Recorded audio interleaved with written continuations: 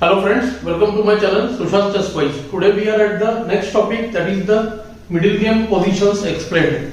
We are at the 7th position of our topic and we see a position where white is all set to launch attack on the black king.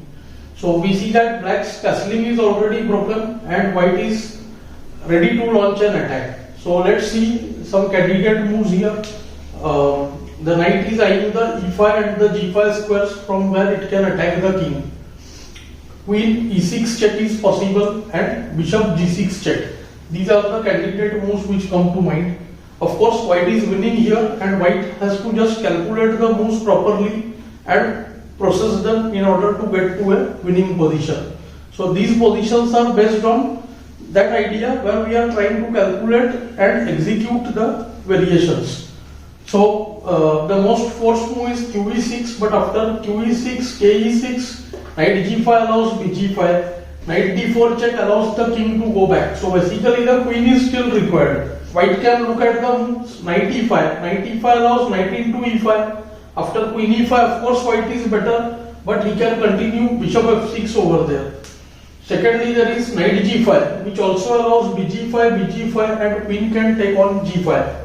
So these options are not that appealing.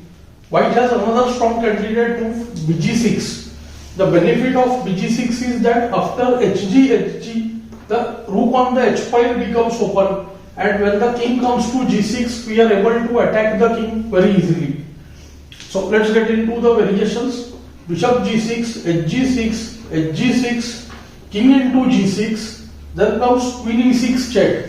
And when we see the black king is in serious trouble now. If knight comes to f6, then knight e5 and it becomes checkmate. Queen guards the f7 and f5 squares. King cannot go to h file because of the rook. Knight is giving check. Bishop cannot take it because the bishop is pinned. Let's play the moves quickly and see. After bg6, hg6, h into g6, king takes g6. Queen e6 check.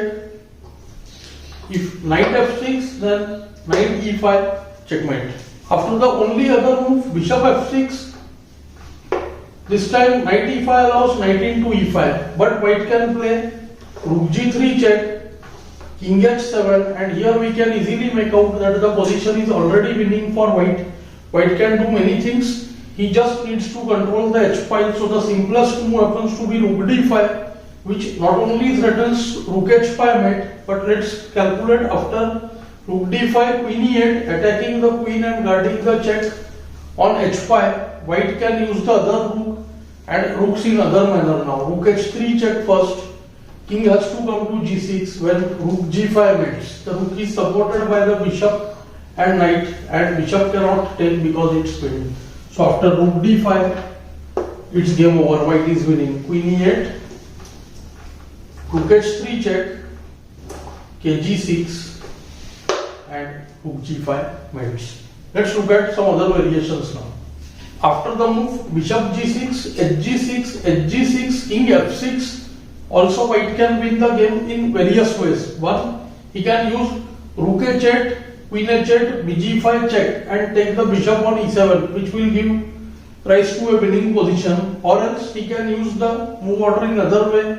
He can play bg5 check first, king g6, then queen e6 check, and when after bf6 again we see that white can either do rook g3 or he can take rook into h8 and then go for the move rook d5, and white would be winning over there as well. So in the game, after bg6 check, black played king f8, but there also comes queen e6. There is hardly any defense possible on the f7 square. Black took h into g6. After white's hg6, now two threats arise, rook h8 mate and queen f7 mate. Both were unstoppable and black had to resign over there. So let's play the moves now. bg6 check, king f8, queen e6, h into g6, and after hg6, queen f7 is mate and rook h8 mate. There is no way to stop both. So any move like queen e8 allows rook h8 mate, and rook into h3 allows queen f7 checkmate. Black has no other checks, so the position is lost. So white's position looked totally winning, but we tried to calculate and foresee lines through these topics. I hope you are finding these lessons useful. Do like, share and subscribe the channel. Thanks for your time.